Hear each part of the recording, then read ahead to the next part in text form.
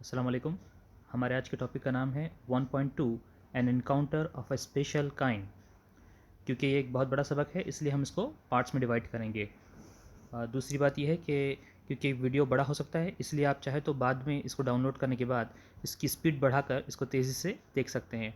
एक वीडियो को दिन में 2 से 3 बार देखने पर और स्पीड बढ़ाकर तेज़ी से सुनने पर आपको काफ़ी सारी बातें इसमें याद हो जाएगी। चलिए शुरू करते हैं। पहले वार्मिंग अप एक्टिविटी। एक इमेज दिखाई दे रही है आपको और फिर सामने कुछ क्वेश्चंस हैं। What do you see in the picture? आपको तस्वीर में क्या दिखाई देता है? तो सिंपल सा आंसर होगा we see a girl and a puppy.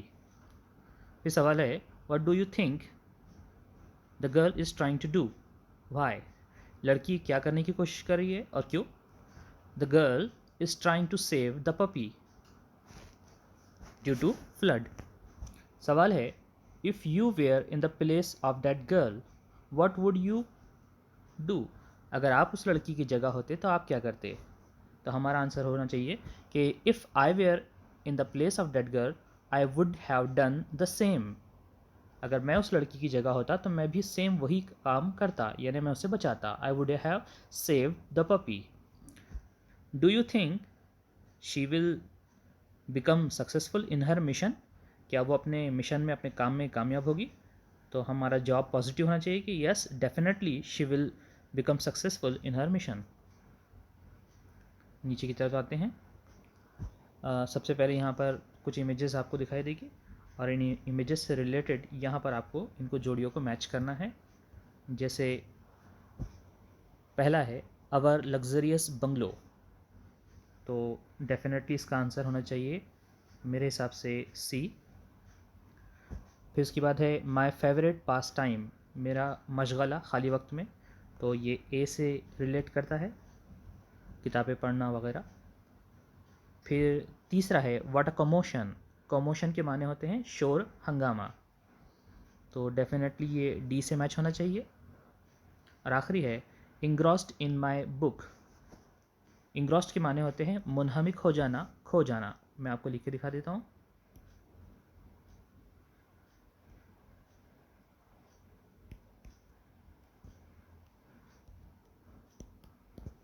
मुनहमिक हो जाना या खो जाना, तो ये बी से मैच करेगा। देखिए किताब में वो खोया हुआ है। अब हम आते हैं अगले पेज पर। मैंने आप लोगों की मदद के लिए इसमें एक काम और ये किया हूँ कि साथ ही में यहाँ पर आपके लिए अल्फाज मानी की लिस्ट यहाँ पे मौजूद है, हम बीच बीच में से रेफ़र कर सकते हैं। वैसे जिन बच्चों के पास बेसिक सेट नाम की किताब मौजूद है उसमें 26 नंबर के पेज पे ये वर्ड्स मीनिंग दिए हैं। सबसे पहले हम इसके टाइटल को एनालाइज करेंगे, समझेंगे। N encounter of a special kind. Encounter के माने सुनते, सबसे पहले सुनते से ही हमारे दिमाग में आता है कि फ़िल्मों में दिखाया जाने वाला या बड़े शहरों में होने वाला पुलिस और गुंडों के बीच में जो इनकाउंटर होता है वो। पर यहाँ पर उसका मीनिंग उस तरह से नहीं है, बल्कि आप जानते हैं इंग्लिश में एक वर्ड के कई मीनिंग हो सकते हैं, यहाँ पर उसके माने मुलाकात होगी। तो इस तरह से शुरुआत होती है, N encounter of a special kind, एक मुलाकात ख़ास किस्म से। स्पेशल यानी ख़ास और काइंड यानी किस्म। यहाँ पे भी सेम वही मसला आता है कि काइंड देखते से बच्चों के जहन में ये आ सकता है कि काइंड के माने तो रहमदिल होते हैं, लेकिन बच्चों आपको पता होना चाहिए काइंड के भी दो माने होते हैं, इसके दूसरे माने किस्म के होते हैं। तो इस वक्त हमारा जो ये स्टोरी है उसमें उसके माने रहमदिल नहीं माने जाएंगे, बल्कि वो किस्म के माने में लिया जा रहा है। ठीक है, लाइन बाय लाइन स्टार्ट करते हैं। My father was a medical professional working for a private company in Raniganj in West Bengal. जो इस कहानी का नैरेटर है यानी कहने वाला है, हमारे लिए मुसन्निफ़ हो सकता है या एक स्टूडेंट यानी बच्चा हो सकता है। वहाँ पर वो कहता है कि मेरे वालिद एक मेडिकल प्रोफेशनल थे, वो मेडिकल कंपनी के लिए काम करते थे, प्राइवेट कंपनी के लिए, जो कि रानीगंज वेस्ट बंगाल में है। यहाँ पे आपको थोड़ा ये भी बताते चलूँ कि ये जो हम इस स्टोरी पढ़ने वाले हैं इसमें आने वाले बहुत सारे डिफ़िकल्ट या न्यू वर्ड्स हमारे लिए लेफ़्ट हैंड पर पिंक कलर की इस पट्टी में हमें यहाँ इंग्लिश टू इंग्लिश समझाए जा रहे हैं, हम उसको बीच बीच में रेफ़र करते रहेंगे। तो लड़के के वालिद एक कंपनी में काम करते हैं। The officers of the company were housed in individual bungalows inside a large campus. जो ऑफिसर्स थे उस कंपनी के, उन्हें कंपनी ने बड़े बड़े बंगलोज दी थी एक बहुत बड़े कैंपस के अंदर। मैं आपको थोड़ी देर के बाद एक कैंपस की ड्राइंग बना के भी दिखाऊंगा। Our house was in a corner of the campus. हमारा जो घर था, जो हमें मकान दिया गया था कंपनी की तरफ से, वो कैंपस के कोने में था। उस बड़े से कैंपस आप समझ सकते हैं जहाँ पर अहाता किया जाता है और उसमें बहुत सारी इमारतें वगैरह होती है। The officers club was adjacent to the boundary wall of our garden. यहीं पर ऑफिसर लोगों की तफरीह के लिए एक क्लब भी बनाया गया था जो कि एडजेसेंट था। आइए देखिए, एडजेसेंट यहाँ पर एक नया वर्ड फिर एक दिखता है हमें, और मैं आपको बताते चलो कि यहाँ पर हमको ये सारे वर्ड्स यहाँ पे दिखाई देंगे। जैसे अभी तक हमने जो वर्ड्स पढ़े हैं, जैसे काइंड यानी किस्म, एप्रोप्रिएट यानी मुनासिब, लग्जरियस, और इसके बाद अभी जो आने वाले हैं वो इस तरह के हैं, एडजेसेंट यानी जुड़ा हुआ। तो ऑफिसर्स का जो क्लब था वो हमारे घर की गार्डन से, उसकी जो दीवार थी, जुड़ी हुई थी। The compound was luxurious. हमारा जो कंपाउंड था वो लग्जरियस था, शानदार था। विद ग्रीन ग्रास, हरी घास उसमें उगी हुई थी। कलरफुल फ्लावर्स, उसमें रंगीन फूल थे। And a host of tall and majestic trees, और उसमें बहुत सारे शानदार ऊंचे ऊंचे से दरख्त थे। यहाँ पर मज़े की बात है कि हमको सिर्फ ट्रांसलेशन नहीं सुनना है, बल्कि हम इस सबक को समझना भी चाहते हैं। तो मैं इसमें कुछ चीज़ें दिखाऊं, जैसे आप ग्रीन ग्रास पे गौर कीजिए, उसी तरह से कलरफुल फ्लावर्स पे गौर कीजिए, और मैजेस्टिक ट्रीज़ पर गौर कीजिए। हम देखते हैं कि हम इसे डिस्क्राइबिंग वर्ड की तरह देंगे, कहेंगे कि जहाँ पर ग्रीन जमा ग्रास इस तरह से बनाया गया है, इसी तरह कलरफुल और फ्लावर्स को जोड़कर बनाया गया है, और इसी तरह से मैजेस्टिक फ्लावर्स को, ट्रीज़ को बनाया गया है। यानी कि ये एडजेक्टिव प्लस नाउन का कॉम्बिनेशन हमको यहाँ पर दिखाई देता है। बोर्ड के एग्जाम में ये अक्सर पूछा भी जाता है। द सीजनल वेजिटेबल्स, यहाँ पे फिर उसी तरह का कॉम्बिनेशन है, सीजनल जमा वेजिटेबल्स। सीजनल के माने होते हैं मौसमी, और वेजिटेबल्स यानी सब्जियाँ। यहाँ पे भी आप अल्फाज बन चेक करिए। आपको जहाँ जहाँ मुनासिब लगे आप वीडियो को पॉज करके इसको डिटेल में और एनालाइज कर सकते हैं, वर्ड्स मीनिंग वगैरह देख सकते हैं। चलिए आगे चलते हैं। The seasonal vegetables in the kitchen gardens of the house hold and magnificent trees constantly attracted squirrels. अब होता यह था कि उस घर के अंदर क्योंकि बहुत अच्छे दरख्त थे, किचन के गार्डन की चीज़ें थी, सब्जियां वहाँ पे थी, तो बहुत सारी स्क्वेरल्स वहाँ पर खिंची चली आती थी। स्क्वेरल्स यानी गिलहरियाँ। And many species of birds, और कई किस्म के, कई अनवा के परिंदे। स्पेसीज यानी किस्म, और अच्छी उर्दू में हम उसे कह सकते हैं अनवा। मैं लिख के दिखा देता हूँ आपको, अनवा किस तरह से लिखेंगे हम।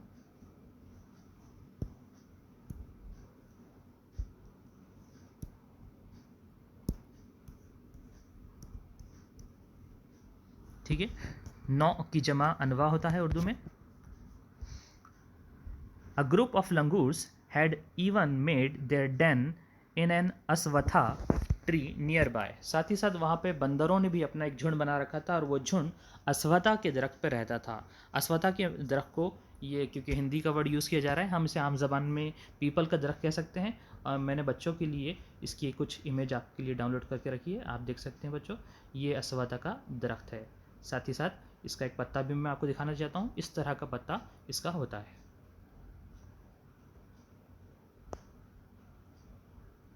दूसरा वर्ड है डेन। डेन के माने होते हैं जानवरों की बैठक। जानवर जहाँ पर अपना अड्डा बना लेते हैं उसे डेन कहा जाता है। They had all become a part and parcel of our existence and daily life. ये परिंदे और ये जानवर, बंदर वगैरह हमारी ज़िंदगी का पार्ट एंड पार्सल बन गए थे। अब यहाँ पर एक इम्पॉर्टेंट बात यह है कि आपको पार्ट एंड पार्सल इसको याद कर लेना है। इंग्लिश का ये एक्सप्रेशन अक्सर जुमले में इस्तेमाल के लिए आ सकता है। यहाँ पर उसके माने होते हैं इंतहाई अहम हिस्सा, जुज़्व लाजिम या ज़िंदगी का अहम हिस्सा। पार्ट एंड पार्सल इस तरह से कहा जाता है इंग्लिश में।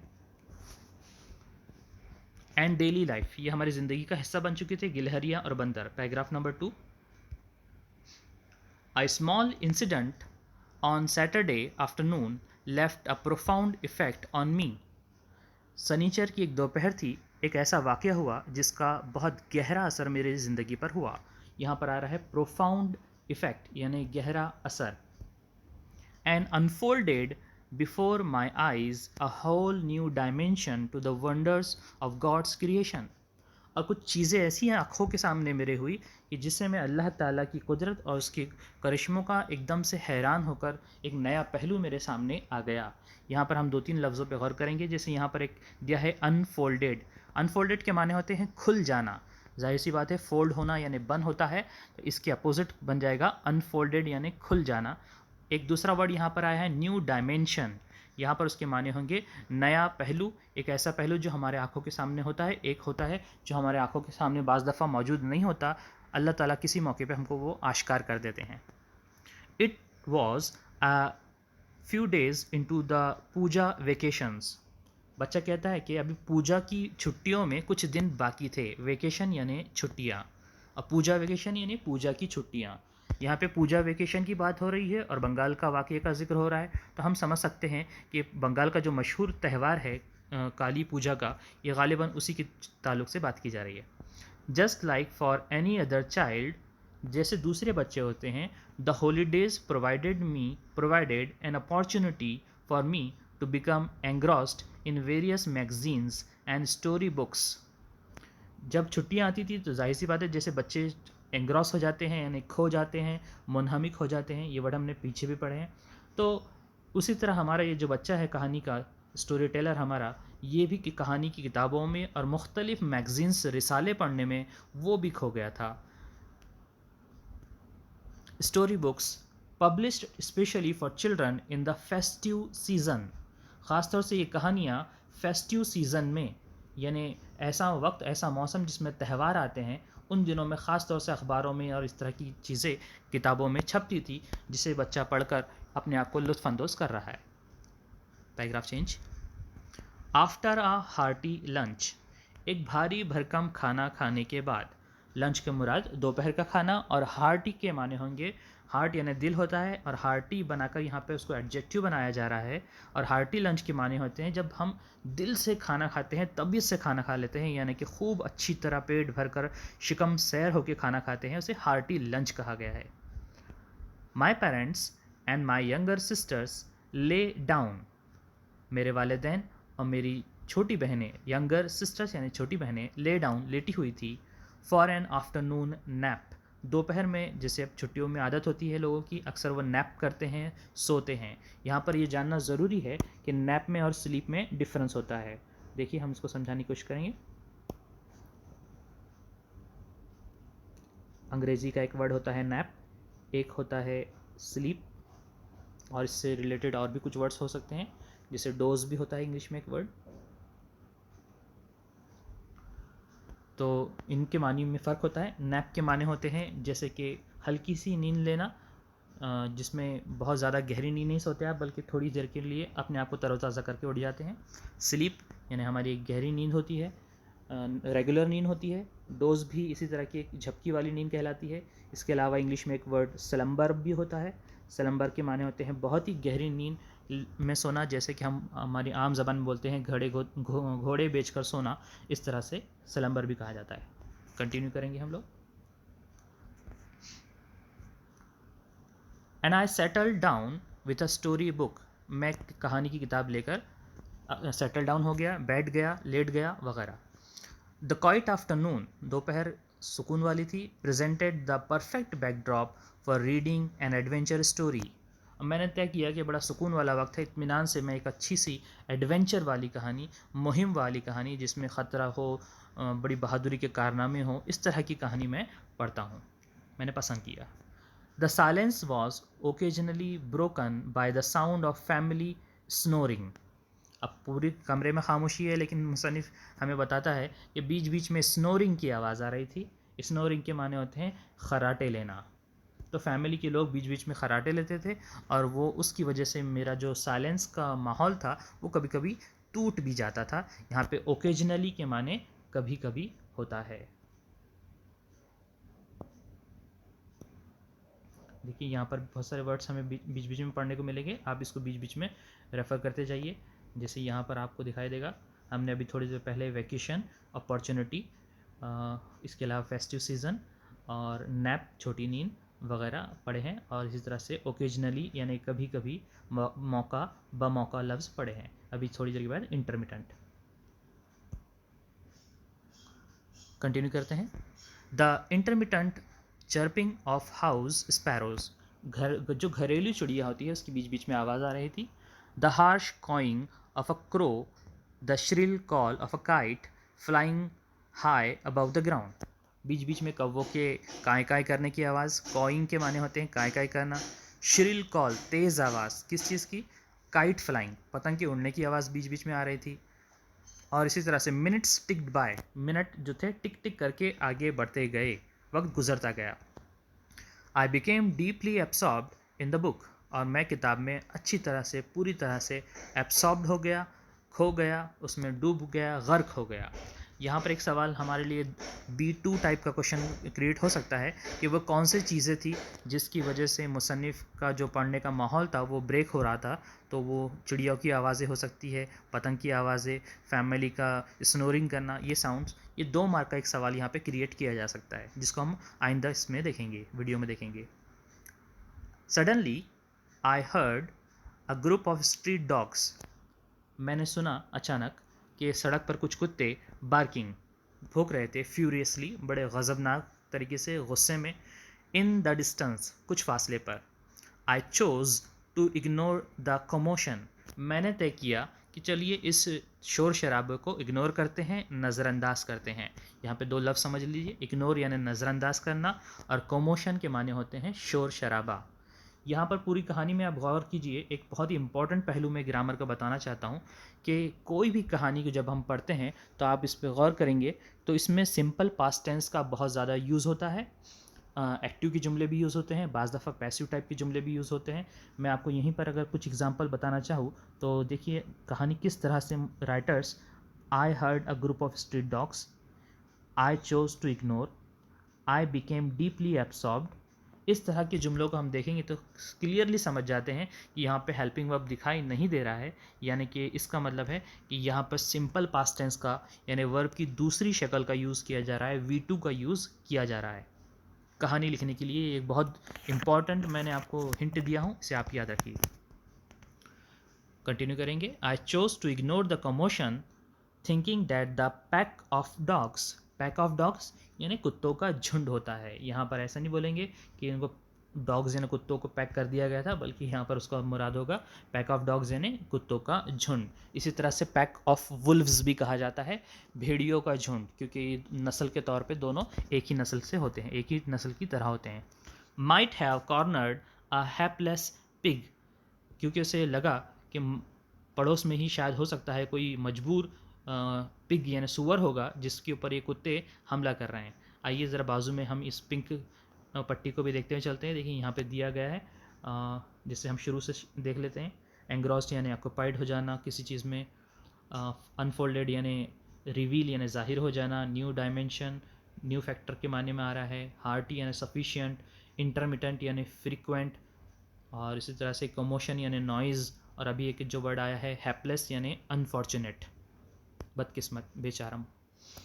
But soon the barking became louder and more aggressive, लेकिन जैसे जैसे वक्त गुजर रहा था तो चिल्लाने की, भौंकने की आवाज़, बार्किंग की आवाज़ वो लाउडर यानी ज़्यादा तेज़ होने लगी। लाउड, लाउडर, लाउडेस्ट, यहाँ पे डिग्री का यूज़ हो रहा है। यहाँ पे एक अच्छा सा वर्ड हमें यहाँ पे मिल गया, loud, louder, loudest. And more aggressive, और ज़्यादा शिद्दत के साथ, ज़्यादा गुस्से के साथ कुत्ते भोग रहे थे। And the alarm cawing of a flock of crows, देखिए यहाँ पर भी एक झुंड बताया जा रहा है, इस मरतबा कौवों का झुंड है। हमने पिछली मरतबा पैक ऑफ डॉग्स पढ़े थे, अब दूसरा आ रहा है flock of crows. Added to the cacophony, cacophony के भी माने होते हैं जैसे शोर शराबा। I also heard the disturbance approaching closer, मैंने सुना कि अब वो धीरे धीरे जो शोर था वो मेरे काफ़ी करीब होने लगा था, क्लोज से क्लोज़र होने लगा था। यहाँ पे भी डिग्री का यूज़ दिखाया जा रहा है, क्लोज के बदले दूसरा वर्ड यूज़ किया गया, क्लोज़र यूज़ किया जा रहा है। Curiosity got the better of me, देखिए ये मुहावरा आ रहा है, इंपॉर्टेंट मुहावरा है, इसको आप अंडरलाइन कीजिए, इसको हाईलाइट कीजिए अपनी कॉपियों के अंदर, किताबों के अंदर, और साथ ही साथ इसका मानी लिखेंगे। Get the better of me यानी ओवर पावर्ड हो जाना, डिफीट हो जाना, यानी कि किसी चीज़ से अपना ध्यान हट के किसी और चीज़ में लग जाना। अभी तक वो पूरी तरह से एंग्रॉस था, अभी उसका उलट हो जा रहा है, उसका ध्यान पूरी तरह से बढ़ चुका है। लीविंग द बुक असाइड, मैंने अपनी किताब छोड़ दिया। I rush to the veranda, मैं वरांडा में गया।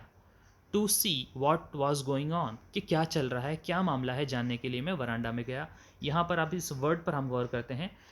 ये वरांडा शब्द जो है हिंदी का वर्ड है, जो कि हम उसको उर्दू में बरामदा कहते हैं नॉर्मली, और इंग्लिश में हम इसे कहेंगे सामने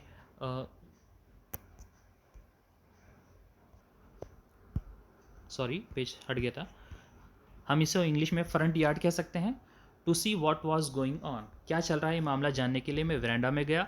और इंग्लिश में हो सकता है, इंग्लिश के क्वेश्चन पेपर में एक सवाल क्रिएट किया जा सकता है कि इस सबक में आने वाला एक हिंदी का वर्ड या नॉन इंग्लिश वर्ड बताइए, find out one non English word from the passage. तो आपको जवाब में वेरांडा ये शब्द लिखना होगा। I glance towards the roof of the club house and saw something horrible, अब मैं छत पर गया क्लब हाउस की और मैंने कुछ भयानक चीज़ वहाँ देखा। हॉरिबल यानी भयानक। A male langur apparently the leader of its group, एक वहाँ पे मेल बंदर था, नर बंदर था। लंगूर से मुराद खासतौर से इंडियन बंदरों को लंगूर कहा जाता है। वो ग्रुप का लीडर था। वॉज होल्डिंग अ बेबी लंगूर, वो अपने हाथों में एक छोटा बंदर लिए हुए था। एंड मर्सीलेसली, बेरहमी से, बाइटिंग यानी उसे काट रहा था, नोच रहा था। Biting it all over with a definite intent to kill, और वो बिल्कुल उसको मारने के इरादे से उसको ज़ख्मी करे जा रहा था। द हेल्पलेस, बेचारी, हेल्पलेस यानी बेचारी। पिछला वर्ड जो हमारे पास आया था वो हेल्पलेस था, और ये हेल्पलेस है। दोनों वर्ड्स डिफरेंट है, सुनने में थोड़ी किसी हद तक मिलते जुलते लगते हैं और कंफ्यूज कर देते हैं, इसलिए दोनों वर्ड्स का ध्यान रखिए। ये हेल्पलेस है और पिछला वर्ड हमारा हेल्पलेस था यहाँ पर।